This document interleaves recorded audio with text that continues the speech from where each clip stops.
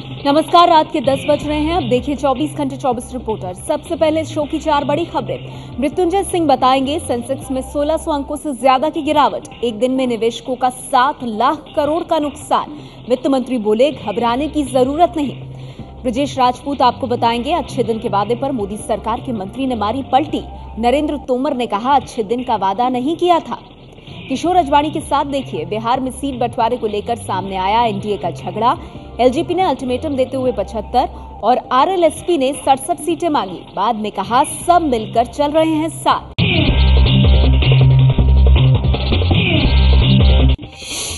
औंधे मुंह गिरा शेयर बाजार। एक दिन में निवेशकों को उठाना पड़ा 7 लाख करोड़ का नुकसान।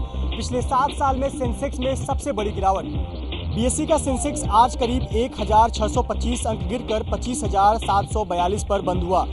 एनएसई का निफ्टी भी करीब 491 अंक गिरकर 7,809 पर बंद हुआ। शेयर बाजार में अब तक की सबसे बड़ी गिरावट 22 जनवरी 2008 को दर्ज की गई थी, जब एक ही दिन में सेंसेक्स 2,273 अंक नीचे गिर गया था। वित्त मंत्री अरुण जेटली ने कहा है कि बाजार में हो रही उथल पुथल के लिए सिर्फ अंतर्राष्ट्रीय कारण ही जिम्मेदार हैं। वित्त मंत्री ने कहा है कि देश की अर्थव्यवस्था काफी अच्छी हालत में है और बाजार भी जल्द ही संभल जाएगा। All concerned authorities, the government of India, the Reserve Bank, are watching the situation very closely. Most of our domestic indicators are extremely positive, and therefore I have no doubt that once these transient trends are over, the markets in India particularly will settle down, will restore back. वित्त मंत्री अरुण जेटली ने भरोसा जाहिर किया है कि दुनिया भर में मंदी के बावजूद भारत की अर्थव्यवस्था तेज रफ्तार से तरक्की करेगी। रिजर्व बैंक ऑफ इंडिया के गवर्नर रघुराम राजन ने कहा है कि रुपए की कीमत और बाजार में आई गिरावट से घबराने की कोई जरूरत नहीं।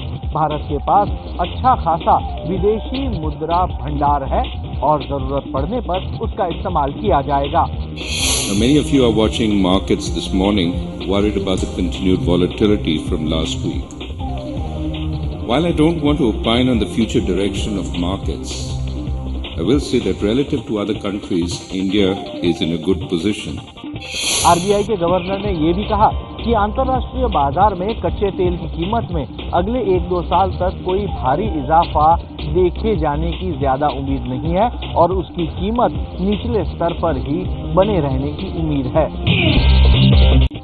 रुपए और शेयर बाजार में भारी गिरावट पर कांग्रेस महासचिव दिग्विजय सिंह ने प्रधानमंत्री नरेंद्र मोदी को घेरा। कहा अब भी क्या प्रधानमंत्री ये भरोसा दिलाना चाहते हैं कि वो बहुत बढ़िया काम कर रहे हैं। कांग्रेस महासचिव दिग्विजय सिंह ने ट्विटर पर लिखा है, रुपए में गिरावट के कारण $1 66 रुपए 49 पैसे का हो गया है। सेंसेक्स में 1000 अंकों से ज्यादा की गिरावट आ रही है। निफ्टी 8000 से नीचे जा रहा है। फिर भी प्रधानमंत्री चाहते हैं कि हम ये मान लें कि वो बहुत अच्छा काम कर रहे हैं। दिग्विजय सिंह ने प्याज और दाल के दाम बढ़ने पर भी निशाना साधते हुए कल कहा था कि गरीब की थाली अब महंगी हो गई है। अब प्रधानमंत्री के भाषणों से अपना पेट भरो। आम आदमी पार्टी ने भी रुपये और शेयर बाजार में गिरावट आने पर मोदी सरकार को घेरा। पार्टी के प्रवक्ता आशुतोष ने सरकार से पूछा कहां गए अच्छे दिन। आम आदमी पार्टी के प्रवक्ता आशुतोष ने ट्विटर पर लिखा है, भारतीय अर्थव्यवस्था सबसे मुश्किल दौर से गुजर रही है और मोदी सरकार ये भरोसा नहीं दिला पा रही है कि वो मौजूदा हालात को संभाल सकती है। केवल बड़ी बड़ी बातें हो रही हैं, काम नहीं हो रहा। रुपए की कमजोरी और सेंसेक्स में सुनामी से अच्छे संकेत नहीं मिल रहे हैं। मोदी सरकार ने अर्थव्यवस्था को मजबूत करने के लिए ठोस कदम नहीं उठाए। कहां गए अच्छे दिन, बड़े दावे। डॉलर के मुकाबले रुपया 2 साल के सबसे निचले स्तर पर है। वहीं शेयर मार्केट में भारी गिरावट है। यही वजह है कि अर्थव्यवस्था के मोर्चे पर मोदी सरकार पर विरोधी गंभीर सवाल उठा रहे हैं। प्याज के आसमान छू रहे दाम जनता को रुला रहे हैं। यूपी के कानपुर और इलाहाबाद समेत कई शहरों में प्याज के दाम 80 रुपए किलो तक पहुंच गए हैं। यूपी के कानपुर में खुदरा प्याज 70 से 80 रुपए किलो बिक रहा है। ऐसे में कानपुर के उद्योग व्यापार मंडल ने घंटाघर चौराहे पर विशेष स्टॉल लगाकर 44 रुपए किलो की दर से प्याज बेचा। एक व्यक्ति को 1 किलो प्याज ही दिया गया, लेकिन खरीदार इस पहल से काफी खुश नजर आए। बहुत असर हो रहा है हम लोगों पे। किस प्रकार से मैनेज करें, क्या दिक्कत है? अब इसमें से और हरी सब्जियों में हम लोग कटौती करेंगे तब फिर कहीं प्याज थोड़ा सा इस्तेमाल कर सकते हैं। इलाहाबाद में भी प्याज खुदरा बाजार में 75 से 80 रुपए किलो बिक रहा है। थोक बाजार में भी कीमतें 50 से 55 रुपए किलो तक पहुंच गई है।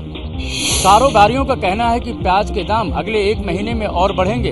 कुछ व्यापारी प्याज के दाम 100 रुपए किलो तक पहुंचने की आशंका जाहिर कर रहे हैं। एक तरफ शेयर बाजार और रुपए की गिरावट ने लोगों का बुरा हाल कर दिया है। एक ही दिन में निवेशकों के 7 लाख करोड़ रुपए डूब गए हैं। प्याज के दाम भी देश की जनता को रुला रहे हैं। आगे बढ़ते हैं, बात करेंगे मोदी सरकार के मंत्री की, जिन्होंने अच्छे दिन पर मारी है पलटी।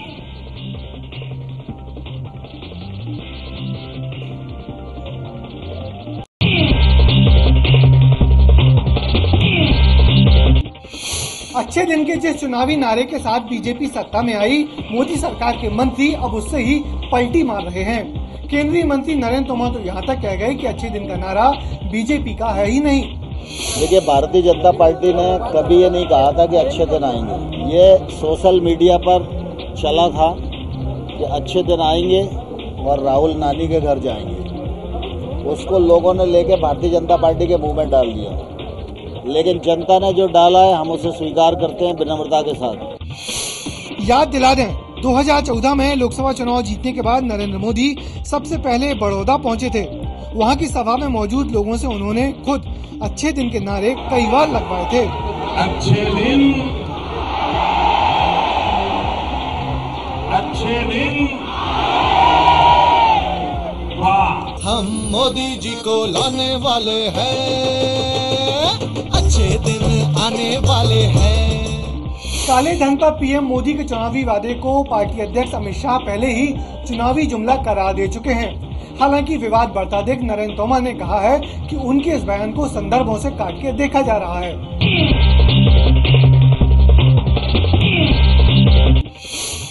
गुजरात में पटेलों के लिए आरक्षण की मांग पर डटे हार्दिक पटेल ने कल के आंदोलन में कोई बदलाव नहीं किया है। समाज में 5 या 25% लोग सुखी होने के आज 80% लोग हर गांव में दुखी है। उनके घर में आत्महत्या होती है। पिछले 10 सालों के अंदर गुजरात में जितने भी किसानों ने आत्महत्या की ना, वो पटेल समुदाय से है। पिछले 10 साल के अंदर 45 मार्क्स लाने वाला आज MBBS या सिविल बन जाता है। 90% लाने के बाद भी उसे MBBS या सिविल में एडमिशन नहीं मिलता ना, उसके हक के लिए लड़ाई लड़ रहे, वो आत्महत्या करता है। उसकी जिम्मेदारी कौन लेगा, गवर्नमेंट या समुदाय? नहीं, ये गवर्नमेंट की जिम्मेदारी है और गवर्नमेंट उसे सहयोग नहीं दे रही। गुजरात की सीएम आनंदीबेन पटेल पहले ही कह चुकी हैं कि सुप्रीम कोर्ट के दिशा निर्देशों के मुताबिक पटेल समुदाय को विशेष आरक्षण देना संभव नहीं है। पाटीदार पटेल क्रांति महारैली के लिए गुजरात के GMDC ग्राउंड में, यानी कि अहमदाबाद के GMDC ग्राउंड में तैयारियां जोर शोर से चल रही है इस पूरी महारैली को सफल बनाने के लिए। और लोग 24 से 36 घंटे पहले ही पहुंचने शुरू हो गए हैं इस GMDC ग्राउंड में। लेकिन इस रैली की एक पहचान कही जाएगी इस तरीके के मुखौटे, और ये मुखौटे हैं सरदार वल्लभ भाई पटेल के, जो कि गुजरात की पहचान कहे जाते हैं, और उनके नाम को लेकर के ये पूरा आंदोलन चलाया जा रहा है। सरदार वल्लभ भाई ने जो किया है, उसने सबको दिया भी है और वापस लिया भी है। वो रजवाड़ा लिया, वो सरदार पटेल लिया था। वल्लभ भाई पटेल के नाम से नारे लगा रहे हैं, लेकिन इस बीच में लगातार मांग यही है कि पटेल यानी कि पाटीदार को इसमें आरक्षण मिलना चाहिए, ओबीसी कोटे में उनको आरक्षण मिलना चाहिए। बिहार में सीट बंटवारे को लेकर सामने आया एनडीए का झगड़ा। एलजेपी और आरएलएसपी ने पहले बीजेपी को 8 दिन का अल्टीमेटम दिया और चंद घंटों बाद ही सब ठीक होने का दावा किया। आज दिन में यह खबर सुर्खियों में रही कि बिहार में टिकट बंटवारे को लेकर एनडीए में घमासान मच गया है। पटना में पासवान की पार्टी एलजेपी और उपेंद्र कुशवाहा की पार्टी आरएलएसपी ने साझा प्रेस कॉन्फ्रेंस करते हुए बीजेपी को 8 दिन का अल्टीमेटम दे डाला। एलजेपी ने 75 और आरएलएसपी ने 67 सीटें मांगी। इसके बाद बिहार बीजेपी के चुनाव सह प्रभारी भूपेंद्र यादव चिराग पासवान से मिलने पहुंच गए। मुलाकात के बाद भूपेंद्र और चिराग दोनों ही कैमरे पर यह दावा करते दिखे कि सब कुछ ठीक है और सब मिलकर आगे बढ़ रहे हैं। अनौपचारिक बातचीत चल रही है। हम औपचारिक रूप से भी शीघ्र ही बैठने वाले हैं और विषयों पे हम अच्छे तरीके से। इस महीने में हो जाएगा। नाराजगी बिल्कुल भी नहीं थी और जैसा अभी भूपेंद्र जी ने कहा कि लगातार हम लोग हर स्तर पर एक साथ बैठकर हम लोग बातचीत करते रहे हैं। इसी क्रम में पिछली बार मेरी अध्यक्ष जी, राष्ट्रीय अध्यक्ष भाजपा के अमित शाह जी से ही मुलाकात हुई थी। बिहार में करीब 2 महीने बाद ही विधानसभा के चुनाव होने हैं, लेकिन इससे पहले चुनावी पारा उतरता चढ़ता दिख रहा है। एनडीए में सीट के बंटवारे को लेकर घमासान मच गया है। पप्पू यादव भी ताल ठोक रहे हैं सीट के बंटवारे को लेकर। आपकी शर्त क्या है, कितने सीटों पर आप चाहते हैं? शर्त का कोई सवाल नहीं है, शर्त स्पष्ट है। पार्टी चाहती है कि एक सम्मानजनक स्थिति में हम लोग खड़े हों, और उस सम्मानजनक स्थिति में साफ है कि हमने अभी तक 30 विधानसभा बूथ वाइज तक बन करके कल पार्टी ने सबमिट कर दिया। 35 से 40 विधानसभा हम गठबंधन के तहत, एनडीए गठबंधन यदि सम्मानजनक समझौता और बिहार के हित में होगा, नौजवान और गरीबों के हित में, जो मेरा मैनिफेस्टो और विचारधारा है उस हित में यदि करने को तैयार हो, तो मैं 35 से 40 सीट पर लड़ना हमारी पार्टी चाहेगी। स्पष्ट रूप से उसमें कोई समझौता नहीं होगा। यदि नहीं तो निश्चित रूप से हम तीसरे सशक्त और विकल्प की हमारी तैयारी है। दिल्ली के तिलक नगर में डीयू की छात्रा से छेड़खानी का आरोपी गिरफ्तार। पीड़ित छात्रा ने फेसबुक पर डाली थी आरोपी की तस्वीर।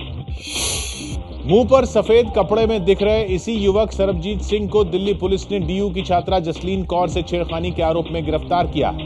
आरोप है कि बुलेट पर सवार सरबजीत ने रविवार रात तिलक नगर के अग्रवाल चौक पर जसलीन से छेड़खानी की थी। जसलीन के मुताबिक जब उसने विरोध किया तो सरबजीत ने उसे अंजाम भुगतने की धमकी दी, लेकिन जसलीन डरी नहीं, उसने सरबजीत की फोटो खींच ली, बाइक का नंबर भी नोट कर लिया और फेसबुक पर फोटो के साथ पूरी कहानी पोस्ट कर दी। मैंने बस उसको बताया कि रेड सिग्नल आप क्रॉस क्यों कर रहे हो, फिर वो मुझे सुनाने लगे कि चल चल तुझे आगे तक छोड़ आता हूँ। ऐसे मतलब वर्बली उन्होंने मुझे गलत वर्ड्स का भी इस्तेमाल करा, और फिर उसके बाद जब मैंने उनकी पिक्चर ली तो उन्होंने मुझे थ्रेटन करा कि तू कंप्लेन करके तो देख, फिर देख मैं क्या करता हूँ तेरे साथ। जसलीन की शिकायत के बाद पुलिस सरबजीत की तलाश में जुट गई और पश्चिमपुरी में एक रिश्तेदार के घर से उसे गिरफ्तार कर लिया। आरोपी सरबजीत को कल कोर्ट में पेश किया जाएगा। जसलीन की बहादुरी के लिए दिल्ली के सीएम केजरीवाल ने भी उसे बधाई दी है, लेकिन इस घटना के बाद एक बार फिर यह सवाल खड़ा हो गया है कि दिल्ली के लोग आखिर मदद क्यों नहीं करते। दिल्ली यूनिवर्सिटी की छात्रा जसलीन कौर से बदसलूकी के आरोप में गिरफ्तार हुए सर्वजीत के परिवार ने बेटे को बताया बेकसूर। कहा, सर्वजीत ने छात्रा से नहीं की कोई छेड़खानी। मैं उसका फादर बोल रहा हूँ, मैं पक्की गारंटी देता हूँ हमारे बेटे का कोई कसूर नहीं है। आप हमारे बेटे में इंक्वायरी करना चाहते हो, जहाँ हम रहते हैं वहाँ से भी इंक्वायरी कर सकते हो। कहते हैं कि मैं आम आदमी की मतलब पार्टी के हूँ, और आगे जाके आपको पता है इलेक्शन आ ही रहे हैं, तो उसने अपने आप को ऊंचे लेवल पे पहुँचाने के लिए हमारे भाई पे ये आरोप लगाया। सर्वजीत पर आरोप है कि उसने रविवार रात तिलक नगर में जसलीन से छेड़खानी की और विरोध करने पर अंजाम भुगतने तक की धमकी दे डाली।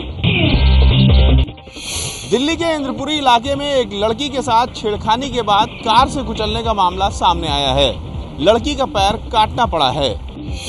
सीसीटीवी में कैद इन तस्वीरों में दिख रहा है कि एक लड़की डिवाइडर के पास से निकल रही है, तभी सामने से आ रही एक सफेद रंग की होंडा सिटी कार उसे टक्कर मार देती है। गंभीर रूप से जख्मी लड़की को गंगाराम अस्पताल में भर्ती कराया गया है। घर वालों के मुताबिक लड़की ने उन्हें बताया है कि टक्कर मारने से पहले उन्होंने छेड़खानी की थी। ईव टीचिंग करते हुए उसने उसको टक्कर मार दी और उसके सीवियर केस है और ज़्यादा चोट लगी है, और वो उसको टक्कर मारते हुए सीधा ही कार वाला रुका नहीं, निकल गया। पुलिस ने आरोपी हर्ष और उसकी होंडा सिटी कार को बरामद कर लिया है। हालांकि पुलिस का कहना है कि ये एक्सीडेंट का मामला है, छेड़खानी का मामला नहीं है। देश की राजधानी में मिड डे मील खाने से 50 स्कूली बच्चियां बीमार। दिल्ली के जहांगीरपुरी के सरकारी गर्ल्स स्कूल में हुई ये घटना। सोमवार दोपहर जहांगीरपुरी के ए ब्लॉक के सर्वोदय कन्या विद्यालय में 6ठी और 7वीं की छात्राओं ने मिड डे मील का दाल चावल खाया। थोड़ी ही देर में उनकी तबीयत बिगड़ने लगी। मिड डे मील में गड़बड़ी के सवाल पर कन्नी काट रहे स्कूल ने बीमार बच्चियों के मां बाप को भी सूचना देने की जरूरत नहीं समझी। अभी कुछ बच्चे जो फूड कुछ खा करके मिड डे मील खा करके आए थे यहाँ पर, तो नॉजिया वोमिटिंग, उनको काफ़ी बेहोशी की हालत में जा रहे थे। तो उनको हमने फिर उनको ट्रीटमेंट दिया यहाँ से, और इमीडिएटली मैंने अपने कैट को कॉल करके उनको रेफर कर दिया BJRM।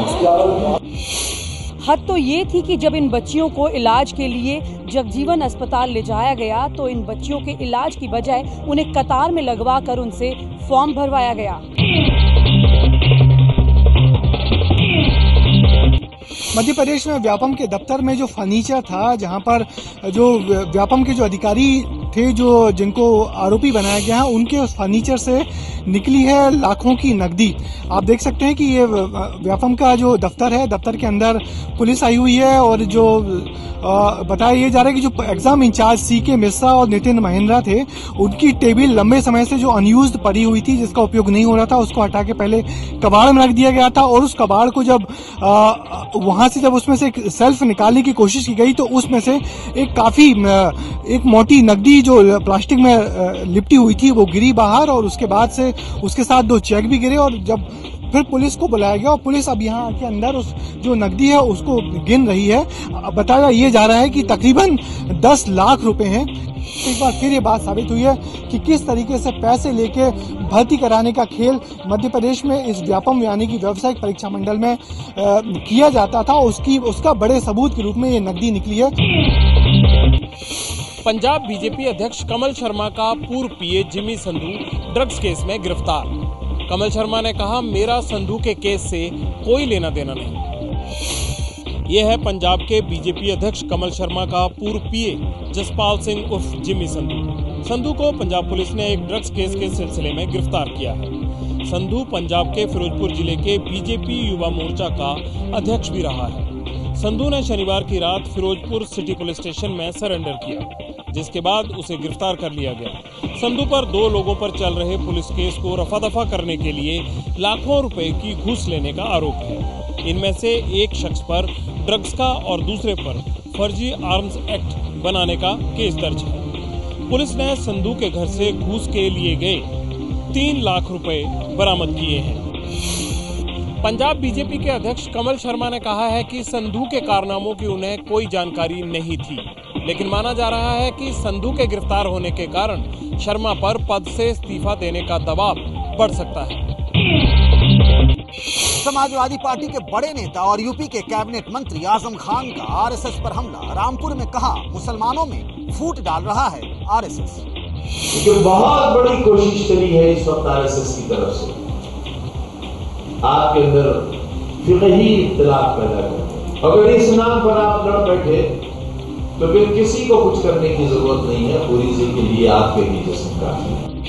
आजम खान ने PM के स्वच्छता अभियान पर निशाना साधते हुए कहा कि अब 1.25 साल बाद खुद PMO से खबर आ रही है कि वाराणसी में सफाई के नाम पर लूट लिया गया। संघ की प्रारंभ से यह निष्ठा रही है कि देश के सब लोग मिलकर चले, जातिवाद, पंथवाद, भाषावाद के नाम पर बंटवारे नहीं हैं। इसलिए संघ सदा जोड़ता है। अब आजम खा तोड़ते होंगे, इसलिए उनको तोड़ने वाले लगते होंगे। बाबा रामदेव की पतंजलि योगपीठ ट्रस्ट अब सैनिकों के लिए खाना बनाएगी और ये विशेष प्रकार का खाना जो होगा वो ऊंचे पर्वतों पर तैनात सैनिकों के लिए होगा। इसको बनाने के लिए बाबा रामदेव की पतंजलि योगपीठ ट्रस्ट ने DRDO के साथ एक करार किया है। ये करार रविवार को लेह में किया गया। इस करार को हस्ताक्षर करते हुए पतंजलि योगपीठ ट्रस्ट और DRDO के बीच में जब करार हुआ तो उस वक्त खुद बाबा रामदेव और रक्षा मंत्री मनोहर पर्रिकर भी वहाँ मौजूद थे। दरअसल जो ऊंचे पर्वतों पर तैनात या फिर जो ग्लेशियर में तैनात जो सैनिक होते हैं उनके लिए DRDO एक विशेष प्रकार का खाना बनाती है, सप्लीमेंट्स तैयार करती है, हर्बल टी तैयार करती है, साथ साथ और भी ड्रिंक्स तैयार करती है। लेकिन उसका जो उत्पादन है उसकी जिम्मेदारी अब DRDO ने बाबा रामदेव की पतंजलि योगपीठ ट्रस्ट को दी है। इसके अनुसार अब बाबा रामदेव की जो पतंजलि योगपीठ ट्रस्ट है वो 5 तरह के जो खाद्य पदार्थ और पेयजल पदार्थ है वो सैनिकों के लिए तैयार करेगी।